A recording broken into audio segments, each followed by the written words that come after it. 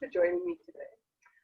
So, yeah, I just wanted to ask you a few questions. So, the first is, what made you decide to do the coaching with me? With me specifically? What is it?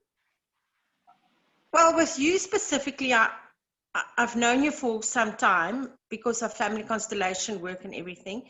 And I really felt I could trust you, even if you did know me on other levels, is that I could be myself and I could trust you and I can just be brutally honest when I had to be.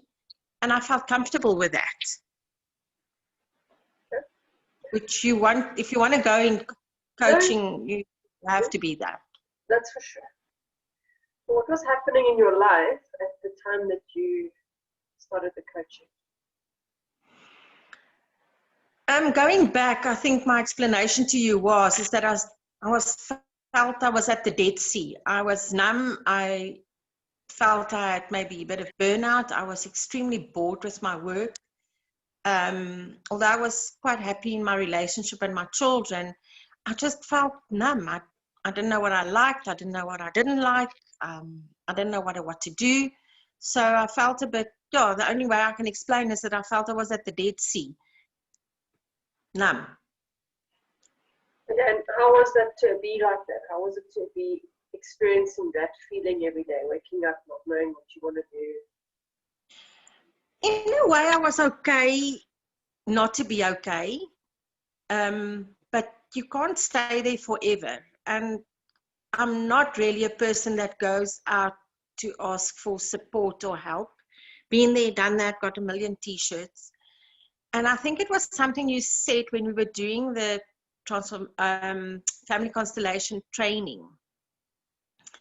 And I'm trying to think what it was that you said to me that I thought, you know what, maybe let me just give it a try and see. And although I was okay not to be okay, you can't stay there. And sometimes you just need to go out and ask somebody to help you to get out of it. So what did you try and do in the past to fix it? What did you try, or what did you try, and why do you think it failed? Okay, what I do is I write. I'm not very good at going to ask for support because of past history of going to psychologists and psychiatrists and whatever, ever. Had hypnotherapy and. So I haven't really had coaching as such before. So none of that was working because there was no way I was going to go back to a psychologist or psychiatrist to sit on their chair and pay their bonds and you just talk the whole time and nothing happens.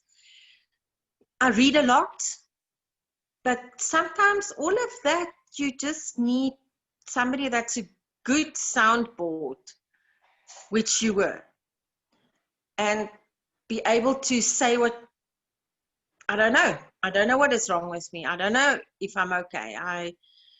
I know I'm not okay, but I don't know what to do about it. The reading isn't helping, the writing isn't helping, but you can't stay there. So yeah, that's actually what I ended up coming to you. So what did you think, because you didn't do coaching before, right? So what did you think coaching was? What did you think about that all? Firstly, I didn't really exactly knew what coaching was, but I did know what coaching was. I've done some NLP training myself, but you know what? You can't coach yourself. A coach also sometimes needs a coach. And I'm good at doing stuff for people on a, when it comes to finance or their businesses or stuff like that. But for doing something for yourself you're not your own best coach. The one in the mirror is not very responsive to what you need. So how would you describe the coaching experience that you had with me? I think from the outset, I was, you sent that questionnaire, which I was, because I couldn't really answer everything, but you put me at ease in the first thing and said, don't worry, we'll work through all of this. That was just to give you some guidelines to work with. And I think from the first meeting we had, I felt very at ease, and you had built up that rapport with me that I could, you know what, I will do everything. I am here now. I'm sitting in this chair, so I might as well work. And boy, did you make me work, but in a good way. You never let me get away with stuff, because I've done so much coaching and psychologists and psychiatrists. I know all the tricks in the book, I thought.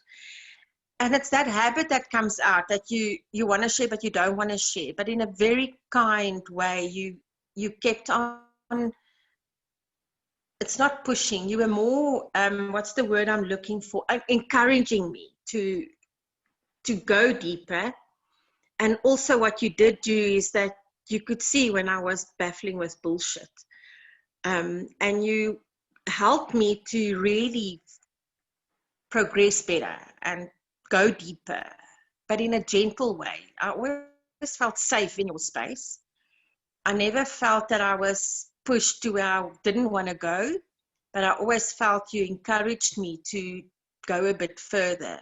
And it really helped me a lot, and still helps me today after, I don't know, a few years that I've been with you. How do you feel now after the coaching? I still go back to that, and I think I always tell you, what you're very good at is that you didn't teach me how to fish. You, in your way of doing things, you rather guided me back to what I actually didn't know what to do, but forgotten how to do it. Or in some instances, I didn't even knew I could do it. So how do I feel now? I still go back to that. It's, you know, you've got that knowledge, you can't not have that knowledge anymore.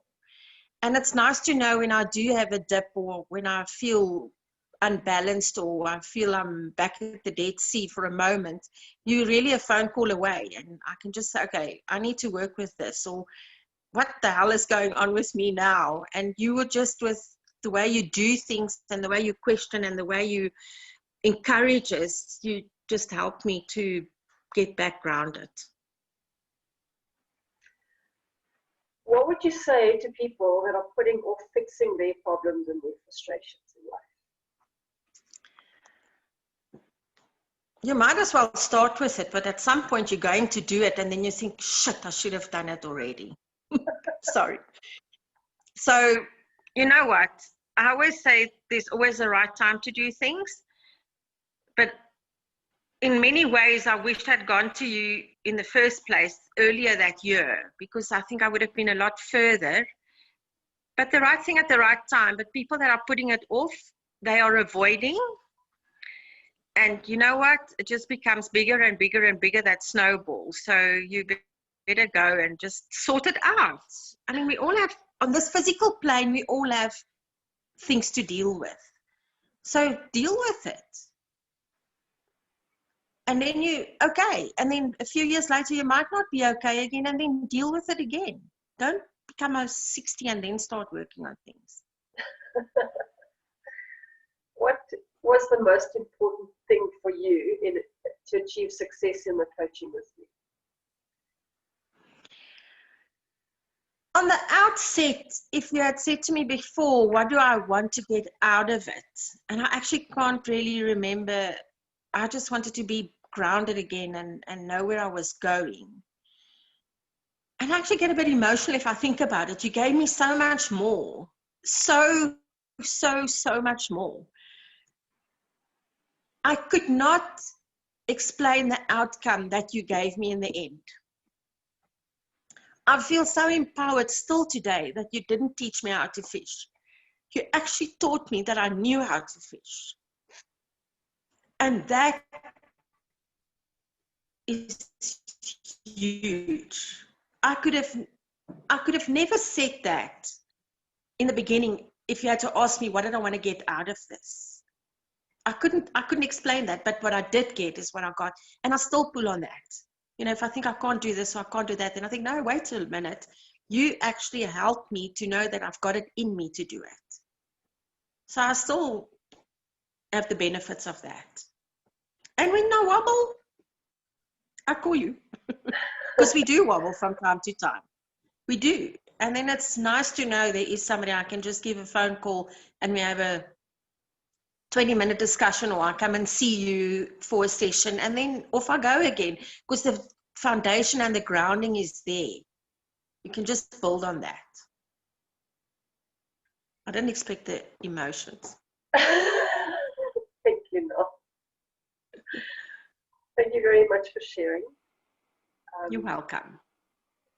And I look forward to chatting to you again. Thank you. Have an awesome day.